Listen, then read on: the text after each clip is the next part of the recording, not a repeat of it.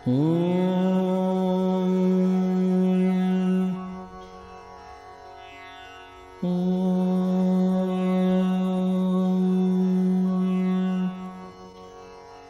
लिंग पुराण। सूत जी तथा नैमिष्य ऋषियों का संवाद। सृष्टि के सृजन, पालन और संहार करने वाले प्रधान पुरुषेश्वर ब्रह्मा, विष्णु तथा रुद्र रूप परमात्मा के लिए नमस्कार है। एक समय नारद जी भगवान शंकर का पूजन कर शैलेश, संगमेश्वर, हिरण्यगर्भ, स्वरलीन, अविमुक्त महालय, रौद्र, गौ प्रेक्षक पाशुपत, विघ्नेश्वर, केदारेश्वर, गोमायुकेश्वर, चंद्रेश, ईशन, त्रिविष्टप और शुक्रेश्वर आदि स्थानों में यथा योग्य शिव जी की पूजा करते हुए नैमिषारण्य में पहुँचे। उन्हें देखकर नैमिषारण्यवासी सभी ऋषियों ने प्रसन्नचित होकर उनकी पूजा की तथा उच्च आसन दिया। आसन पर बैठकर नारद जी ने लिंग पुराण के महात्म्य को बताने वाली विचित्र कथाएं सुनाई। उसी समय समस्त पुराणों के ज्ञाता सूत जी ने सभी तपस्वियों को आकर प्रणाम किया। नैमिषारण्यवासी मुनियों ने उन्हें श्री कृष्ण द्वैपायन व्यास के शिष्य जानकर पूजा और वंदना की। तब उन अत्यंत विद्वान और विश्वास योग्य लोमहर्षण को देखकर सभी मुनियों को पुराण सुनने की इच्छा हुई और उनसे लिंग महापुराण के महात्म्य के विषय में पूछा। ऋषि बोले, हे सूत जी, आपने श्री कृष्ण द्वैपायन मुनि की उपासना करके उनसे पुराण संहिता प्राप्त की है। इसलिए हे सभी पुराणों के ज्ञाता सूत जी, हम सभी आपसे दिव्य लिंग संहिता को पूछते हैं। इस समय मुनियों में श्रेष्ठ नारद जी भी रुद्र भगवान के अनेक क्षेत्रों में भगवान की पूजा करते हुए यहाँ पधारे हैं। आप भी शिव के भक्त हैं तथा नारद भी, और हम सब भी शिव जी के भक्त हैं। इस प्रकार नैमिषारण्य के ऋषियों द्वारा पूछे जाने पर सूत जी उन नैमिषारण्यवासी मुनियों को तथा ब्रह्मापुत्र नारद जी को प्रणाम करके कहने लगे। सूत जी बोले, मैं लिंग पुराण का वर्णन करने के लिए भगवान शंकर, ब्रह्मा और विष्णु को नमस्कार करके मुनीश्वर व्यास जी का स्मरण करता हूँ। शब्द ब्रह्मा का शरीर है और साक्षात शब्द ही ब्रह्म का प्रकाशक है। अकार, उकार और मकार अर्थात ओमकार ही स्थूल, सूक्ष्म और परात्पर ब्रह्म का स्वरूप है। उसका ऋग्वेद मुख है, सामवेद जीभ है, यजुर्वेद ग्रीवा है और अथर्ववेद हृदय है। वह ब्रह्म ऐसे प्रधान पुरुषातीत हैं तथा प्रलय और उत्पत्ति से रहित हैं। वही तमोगुण के आश्रय से काल रूपी रुद्र, रजोगुण से ब्रह्म और सतोगुण से विष्णु हैं और निर्गुण रूप में भी महेश्वर हैं। जीव और अव्यक्त रूपी प्रधान अवयवों में व्याप्त होकर 7 रूपों से 16 प्रकारों से अव्यक्त, ध्याता और ध्येय, इन 26 भेदों में युक्त ब्रह्म से उत्पन्न सर्ग, प्रतिष्ठा और संहार लीला के लिए लिंग रूपी भगवान शिव को प्रणाम करके लिंग पुराण की पावन कथा को कहता हूँ। सूत जी बोले, महात्मा ब्रह्मा जी ने ईशान कल्प की कथा लेकर इस लिंग पुराण को बनाया। पुराण का परिमाण तो 100 करोड़ श्लोकों का है, परंतु व्यास जी ने संक्षेप में उनको 4 लाख श्लोकों में ही कहा है। व्यास जी ने द्वापर के आदि में उसे अलग अलग 18 भागों में विभाजित किया है। उनमें से यहाँ लिंग पुराण की संख्या 11 है, ऐसा मैंने व्यास जी से सुना है। उसे मैं आप लोगों से अब संक्षेप में कहता हूँ। इस महापुराण में पहले सृष्टि की रचना प्रधानिक रूप से तथा वैकृतिक रूप से वर्णन की गई है तथा ब्रह्मांड की उत्पत्ति और ब्रह्मांड के 8 आवरण कहे गए हैं।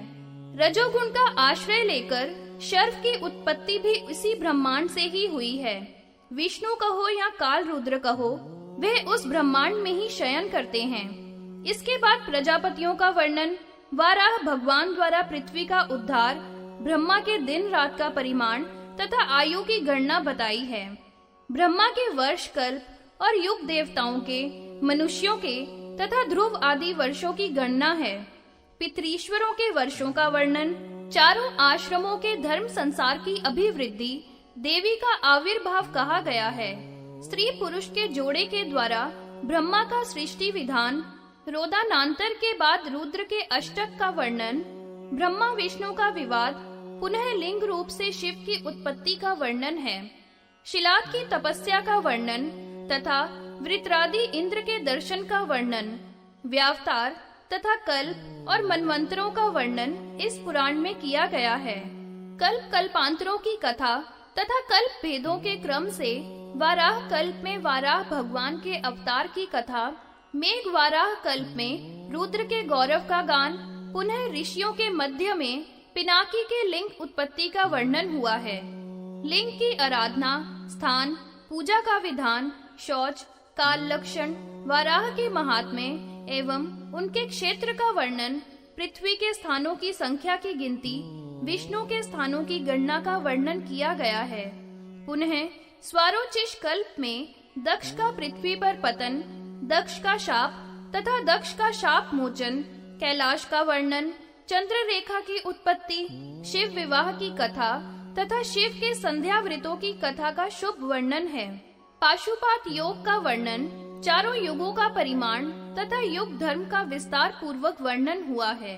शिव जी के द्वारा पुत्र उत्पत्ति तथा मैथुन के प्रग से जगत के नाश का भय, देवताओं को सती का शाप, विष्णु भगवान द्वारा रक्षा होना, शिव जी का वीर्य उत्सर्ग, स्कंद का जन्म, ग्रहण आदि पर्व में शिवलिंग को स्नान कराने का फल, शुभदधी का विवाद, दधीची और विष्णु की कथा, नंदी नाम वाले देवाधिदेव महादेव की उत्पत्ति, पतिव्रताओं का आख्यान, पशुपाश का विचार, प्रवृत्ति लक्षण तथा निवृत्ति लक्षण का ज्ञान, वशिष्ठ के पुत्रों की उत्पत्ति तथा वशिष्ठ के पुत्र महात्मा मुनियों का वंश विस्तार, राजशक्ति का नाश, विश्वामित्र का दुष्ट भाव तथा कामधेनु का बांधा जाना, वशिष्ठ का पुत्र शोक, अरुंधति का विलाप, स्नुषा का भेजा जाना, गर्भ स्थित बालक का बोलना, पराशर, व्यास, शुकदेव जी का अवतार, शक्ति पुत्रों द्वारा राक्षसों का विनाश,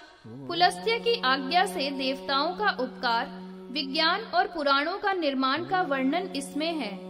लोकों का प्रमाण, ग्रह, नक्षत्रों की गति, जीवितों के श्राद्ध का विधान, श्राद्ध एवं श्राद्ध योग्य ब्राह्मणों के लक्षण, पंच महायज्ञों का प्रभाव और पंच यज्ञ की विधि, रजस्वला के नियम, उसमें नियम पालने से पुत्र की विशेषता, मैथुन की विधि, क्रम से हर एक वर्ण का वर्णन, सभी के लिए भक्ष अभक्ष का विचार, प्रायश्चित का वर्णन विस्तार से किया गया है। नरकों के तस्करों का वर्णन तथा कर्म के अनुसार दंड का विधान और दूसरे जन्म में स्वर्गीय तथा नारकीय कर्मों का ज्ञान, नाना प्रकार के दान तथा प्रेतराज के पुर का वर्णन, पंचाक्षर रुद्र तथा कल्प महात्म्य, वृत्रासुर और इंद्र का महान युद्ध, श्वेत मुनि और मृत्यु का संवाद तथा श्वेत मुनि के लिए काल का नाश तथा देवदारू वन में शिवजी का प्रवेश, सुदर्शन की कथा, संन्यास के लक्षणों का वर्णन हुआ है। इसके बाद ब्रह्मा जी द्वारा भगवान शंकर का श्रद्धा साध्य कहा जाना, मधुकैटभ दैत्यों द्वारा ब्रह्मा जी की गति क्षीण करना, विष्णु का मत्स्य रूप धारण करना, सभी अवस्थाओं में लीलाओं का वर्णन, शंकर की कृपा से विष्णु और विष्णु की उत्पत्ति, मंद्राचल को धारण करने के लिए कूर्म अवतार, संकर्षण भगवान और कौशिकी देवी की उत्पत्ति तथा यादवों में स्वयं भगवान का अवतार लेना, कंस की दुष्टता, श्री कृष्ण की बाल लीलाएं, पुत्रों के लिए शिवजी का पूजन करना, विष्णु और रुद्र द्वारा कपाल से जल की उत्पत्ति, पृथ्वी के भार को दूर करने के लिए विष्णु द्वारा रुद्र की आराधना का वर्णन इस पुराण में किया गया है। पूर्व काल में वेनु राजा के पुत्र पृथु द्वारा पृथ्वी का दुहा जाना, भगवान द्वारा भृगु मुनि का शाप धारण करना, देव तथा दानवों को भृगु का शाप, श्री कृष्ण का द्वारका में निवास, लोक कल्याण के लिए दुर्वासा के मुख से शाप ग्रहण करना, वृष्णि अंधकों के नाश के लिए ऋषियों का शाप, ऐरक तथा तोमर की उत्पत्ति, ऐरक की प्राप्ति पर यादवों में विवाद, युद्ध और उनका नाश, श्री कृष्ण का जाना, मोक्ष धर्म वर्णन, इंद्र, हाथी, मृग रूपधारी अंधक, अग्नि और दक्ष का वर्णन, आदि देव ब्रह्मा जी, कामदेव तथा दैत्यों का वर्णन इसमें आया है। इसमें महादेव जी के द्वारा दैत्य हलाहल की आज्ञा का वर्णन, जलंधर का वध तथा सुदर्शन चक्र की उत्पत्ति, भगवान विष्णु को उत्तम शास्त्रों की प्राप्ति तथा शिव जी के और भी हजारों उत्तम चरित्रों का वर्णन है। ब्रह्मा, विष्णु और महान तेज वाले इंद्र के प्रभाव का वर्णन है। शिवलोक का वर्णन, पृथ्वी पर रुद्रलोक वर्णन और पाताल में तारकेश्वर का वर्णन। सब मूर्तियों में शिवालय की विशेषता तथा लिंग का प्रारंभ से विस्तार पूर्वक वर्णन इस महापुराण में किया गया है। इस प्रकार संक्षेप में जानकर भी जो मनुष्य इसका गुणगान करता है, वह सब पापों से छूटकर ब्रह्मलोक को प्राप्त कर लेता है।